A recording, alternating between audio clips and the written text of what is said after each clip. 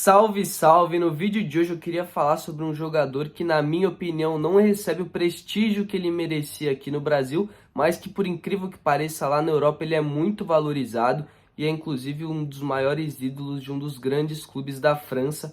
E eu tô falando do Juninho Pernambucano. A gente sabe que a torcida do Vasco idolatra muito o Juninho, talvez seja um dos maiores ídolos do clube, mas eu não vejo isso por parte das outras torcidas e do público brasileiro em geral.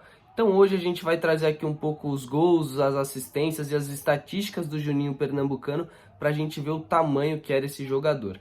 Bom, o Juninho, como vocês sabem, ele já está aposentado, né? Ele já tem 48 anos de idade, mas não faz tanto tempo assim que ele deixou o futebol. Ele estava jogando pelo Vasco da Gama em 2013, 2014, depois foi encerrar a carreira lá na MLS, então não faz tanto tempo assim, faz menos de 10 anos ali que ele se aposentou. Bom, começando a carreira do Juninho, ele começou no Sport, mas ele só jogou uma temporada lá porque ele já se destacou e o Vasco da Gama viu e levou ele para o Rio de Janeiro, aonde ele fez 76 gols, né, juntando todas as passagens dele pelo Vasco. Ele fez 76 gols mesmo sendo meio-campista, e desses 76 gols, 22 gols foram de falta, o que dá um aproveitamento dessa porcentagem de 28,9% dos gols do Juninho pelo Vasco sendo de bola parada. Então a gente vê que realmente era a principal característica do Juninho, era a cobrança de falta. Ele sempre fez muitos gols dessa forma e sempre ajudou muitos times em que ele atuou dessa forma, né? Vale lembrar que o Juninho era meio campo, então nem era tanta obrigação dele fazer tantos gols assim, mas ainda assim ele sempre foi, digamos assim, um meio campo artilheiro. Pelo Vasco da Gama, o principal título que ele conquistou foi a Copa Libertadores da América de 98, onde ele foi muito importante.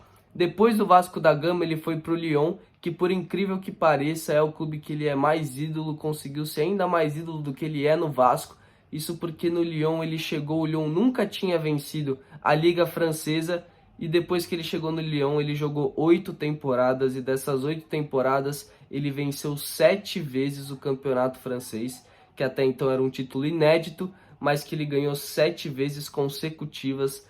Então, 7 anos seguidos ele foi campeão do principal torneio da França, o que fez ele virar um grandíssimo ídolo, não só para o Lyon, mas também pro futebol francês, que inclusive ele já recebeu um prêmio de ser o melhor jogador do campeonato francês do século, né? Então a gente já teve quantos jogadores brilhantes jogando no futebol francês, e esse título foi destinado ao brasileiro Juninho Pernambucano.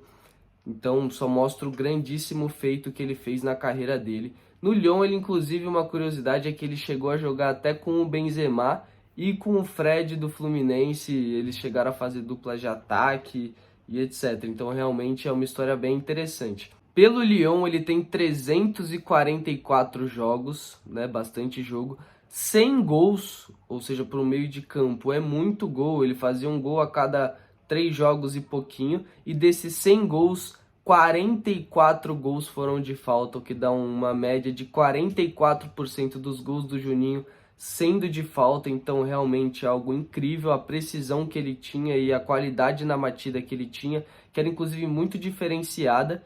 E além disso tudo, ele ainda teve 85 assistências pelo clube francês, então mostra o porquê dele ser tão idolatrado por lá, né? Muita gente ainda esquece, mas o Juninho ainda pela seleção brasileira fez bons jogos. Ele jogou ali em torno de 40 partidas pela seleção brasileira, mas na época dele também tinha uma concorrência muito grande, né? Vale lembrar que o ápice dele ali, o auge da carreira dele foi o final da década de 90, ali o começo da década de 2000, ali até uns 2008, por aí.